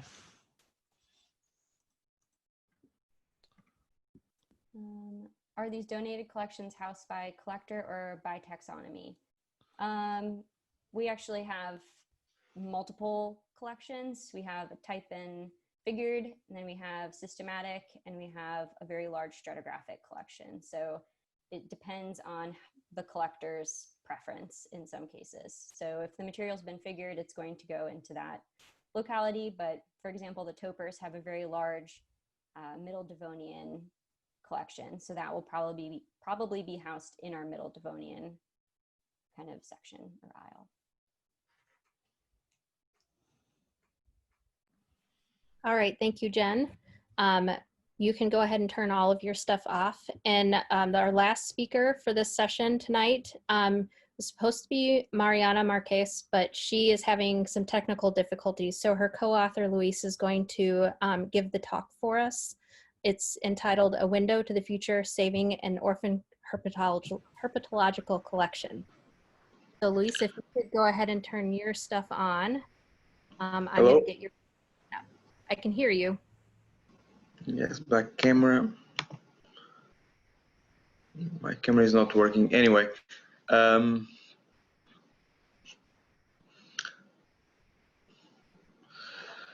okay. Hello all, and thank you for staying this late. So our talk is going to be a case study on a collection from Portugal that we worked in the last few years. Next slide, please. So this collection was part of the Zoology Center from the Tropical Institute in Lisbon. So this Tropical Institute was founded in the 40s and was a former state laboratory in the country that was mostly aimed to work on the former Portuguese colonies in Africa and Asia.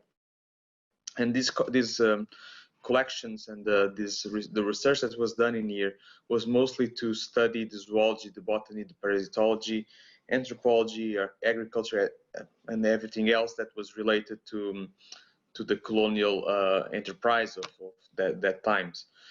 Next, please. Next slide. So during the peak of activity of this institute was mostly from the 40s to the 60s and a little bit to the 70s. There was a lot of expeditions carried out in these former Portuguese territories, and a lot of these expeditions contributed to the knowledge on the biodiversity of those in important collections of specimens that are deposited in on these collections. So the peak of activity, of course, was from the 40s to the 60s, because from the 60s onwards the liberation war started to happen in these countries, and in 75 all of these countries became independent. So this was the main peak of activity for this institute. Next, please. So the herpetological collections, which is for the ones who don't know, is the collections of amphibians and reptiles, are very important, and they were used by a lot of foreign researchers, and we published a lot of studies and articles from them, and a few of the specimens of reptile species by renowned herpetologists like Don Broadley from Zimbabwe or Carl Gans from the US, but also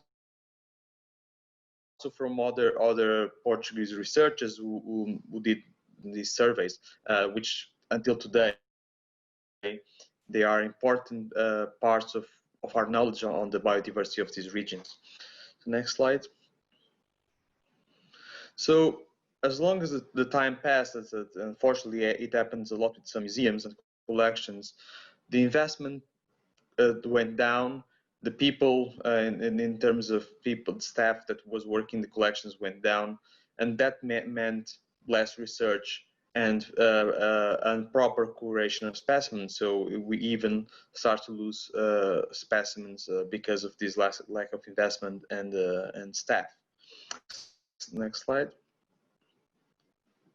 So very recently, there is news of collections being found in bunkers that were lost, collections that people were simply put it away, but were refound, and then people start to see how important these lost collections in fact were. And this is exactly the same case as we had with the Tropical Institute collection in Lisbon. So in the next slide, you can see the entrance to our bunker. So basically, this was on the ground floor of the zoology center, which was a 19th century palace that was transformed into a zoology center. And in the ground floor, we had this corridor on the back part of the building that led us the herpetological collection completely abandoned, that we can see in the next slide. So the next slide, you can see how bad the collection looked and how abandoned it was. So you can see the mold on the walls, the cabinets completely in a disarray, and the specimens in the jars don't looking that nice. Next slide, please. So the jars, as you can see, there was an assortment of type of jars. Many of them were lacking fluid. Some of them were not even, didn't even add lids. So you can see the buckets that were used to just top those big jars with crocodiles and big varanids. So things were not looking good. Next slide. So in 2015, we started, funded by the GRS Biodiversity Foundation, a project. At the time, I was a postdoc in the University of Florida with Dave Blackburn, and this project was aimed to digitize Southwestern African collections, basically specimens from Angola and Namibia that were held in natural history museums around the world. So basically, we had like a focus, a regional focus of interest, and these collections, of course, because there was a lot of Angolan material in here, were started in 2015 until 2016. Next slide, please. So this was the first step, and during this project, we started to review the collections, namely especially the Angolan collections that were in here, review its scientific importance, evaluate its role for the ongoing studies, and start to plan and execute a recovery process for all of this. Next slide, please. So in 2016, what happened is that the Tropical Institute that has been run was independent institute since the 40s went extinct. So the Portuguese government cut the funding, and the collections became were donated or integrated into the University of Lisbon, into the Natural History Museum of University of Lisbon. And so the things moved from the building, the original building, to the old Natural History Museum building of the University of Lisbon, which is the one you see in the picture. Next slide, please. So in 2016 and 17 and 18, we started to work the entire collection, but also to reply to requests of information by foreign researchers that knew that the collection was still there. And while we do this, we identified it, review all the taxonomic details of the collection, and cataloged it entirely. Because one thing that has to be said, the collection was not even cataloged. There was papers published, there was field notes, but there was not the catalog. So we didn't even know the number of specimens and what we in there. And in 2018, we reviewed the collection. We changed all the jars, and we published everything on GB. Next slide, please. So I think the next slides will show you the process. Yes. So this is the process that we had with the help of some students and volunteers. We started to take all the specimens from the old building to the new building. This is a sneak peek of how it was done. In the next slide, you'll start seeing how some of the jars were. So this is some baby crocodile from Mozambique that was in this rusty jar with the fluid already at half. And in the next slide, you'll start seeing how we changed. So we took all the specimens, we verified specimen one by one, we verified all the information that was there. Next slide, you can see we took all of the data that was associated with all the specimens. Next slide, please. We added it to an Excel spreadsheet, basically. Next slide, you'll see that we changed it for new jars. with fluid, and we also did internal tags, because all the tags that were available, besides the ones that were attached to the animal, were glued outside the jar, and some of them were completely unreadable or getting detached because of fluid leaking or humidity or other things. The next slide, you can see the comparison. A lot of slides left, so you got to speed it up just a little bit so we have some time for questions. Okay, so this you can see the difference in the end. In the next slide, so we also checked every specimen that we had with the old publication. So you can see an example how the specimen is the same that was cited in the papers. We cross-checked everything. Next slide. Some of these very bad-looking specimens we managed to save, but in the next slide you'll see some other jars that were completely we couldn't do anything with these. So this was discarded. It was about 5% of the collection that was in this shape. The next slide, you'll see how the collection is now. It looks like a proper collection again. And in the next slide, you'll see the more or less the imports. So it was about 5,000 specimens. And the important thing is that we had in there 16 type specimens. In the next slide, you'll see also the international relevance of this collection. So for many of these countries that were former Portuguese colonies, these are the biggest collections available. So, and were until a few years ago almost lost. So this has some international relevance.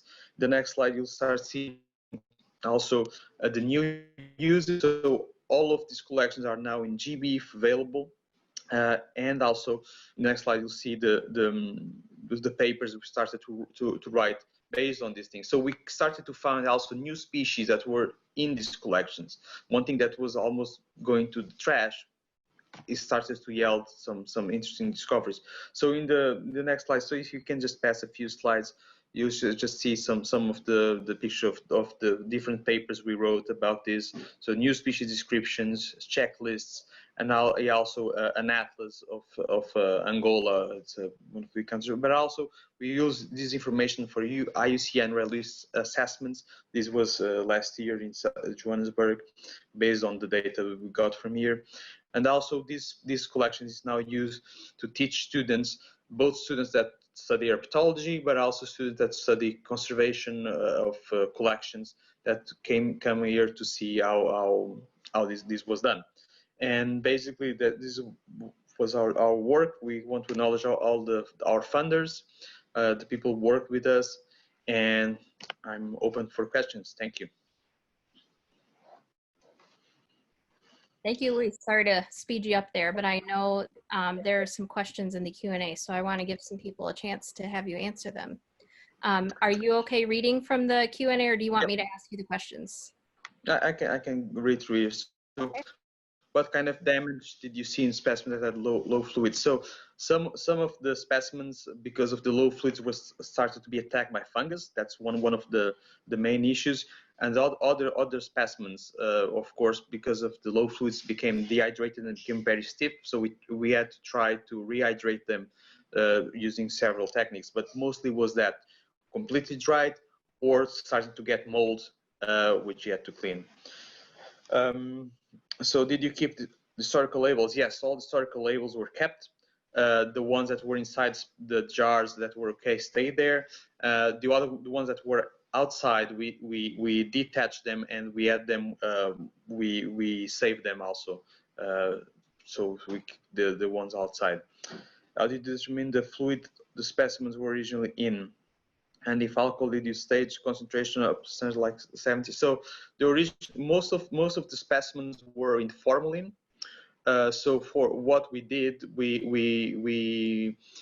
changed everything for 70% ethanol. So we changed it through stages of put it first in water, then in 30% ethanol, 50% ethanol, until 70% ethanol. But originally, we were mostly formalin. Capture the data on the specimens that were lost and discarded. Most of them, yes. A few of them, the jars were in such a bad shape that we couldn't do anything. But most of them, of the ones that were discarded, we saved all the data that was associated with it. Yes. Wow, you blew through those questions fast. Oh, here's another one. Yeah. Collecting Creole imprints, are there any plans to educate or share discovery regional countries in which they were collected, such as scientific papers or that to get in native language? Yes, so we have been working, me and Mariana have been working in both São Tomé and Angola, which are the two of the countries that are represented in these collections. And in fact, we are bringing students from these countries to work in these collections with us. Also, we have a project with both São Tomé and Angola, and we shared all of the data we have in our collections with the Ministry of Environment in Angola for them to use all of this data in anything they need. And we are promoting visits from colleagues from Africa whenever they want to study the collection. So our main aim is that this data is not in the museum, but it's used for all the community, and especially for those countries that are most interested in it. What kind of environment for storage, like temperature and humidity control? So in the old one, there was nothing. There was the original building had a extreme fluctuation in both temperatures and humidity. Especially, it was basically a garage very close to the river, so the humidity levels were horrible, and in the winter it could go very low temperatures, and in the summer very high temperatures. Now things are trying to be controlled about 50% humidity, and the temperatures about 18 degrees Celsius, 18 to 20. But the place where it is now is still not a definitive place, because the University of Lisbon is building a new area for that. But it's more controlled than it was. About techniques used for rehydration of the specimens. So now I don't remember the it's basic. So we have a bath of water, warm water, and oh, I completely forgot the name. It's basically a cleaning agent that, like, you can buy for cleaning houses, but we dilute that in Mariana did that part. So it's a very straightforward process, and the specimens, of course, they don't look like new, but they look much better than they were. Do you have freeze-dry facilities as well? No, unfortunately, we don't. Okay, any more questions? That was a really great end to the session, to see such a transformation of a collection, because yeah, that looked pretty sad at the beginning. Yes, it was. We used to say that if John Carpenter, the horror movie director, wanted to film a movie, he didn't have to spend a single penny in props. He just like go there and film it, because it was that bad. Thank you so much. Yeah, thank you. All right, I think that's the end of our presentations for today, unless there are any last minute Q&As that anyone wants to submit.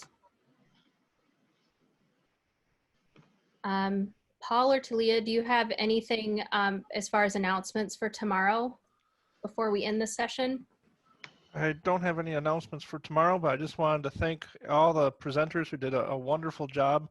And Liz, you did an outstanding job as moderator. I think this was one of the smoothest sessions I've seen, and it really was a pleasure to watch. So thank you all. I know some of you it's 2 in the morning, or who knows what time it is, but we had quite a few people hovering right around 160 for most of the day or evening. And so I think, well, just a great job. Thank you. Thank you all very much.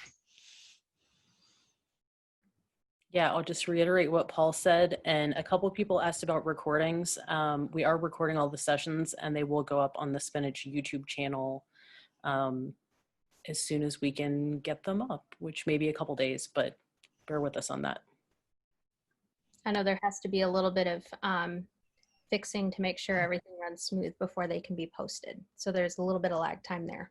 Correct. The plenary is up, though, if people want to watch that. I also want to everybody from this session. All the presenters did a fantastic job. Those were great talks. I've seen nothing but good talks. Just like always, Spinach meeting, it's always an excellent opportunity for everybody to get together and learn about all the great things that everyone's doing. So with that, I think I'm going to end out the session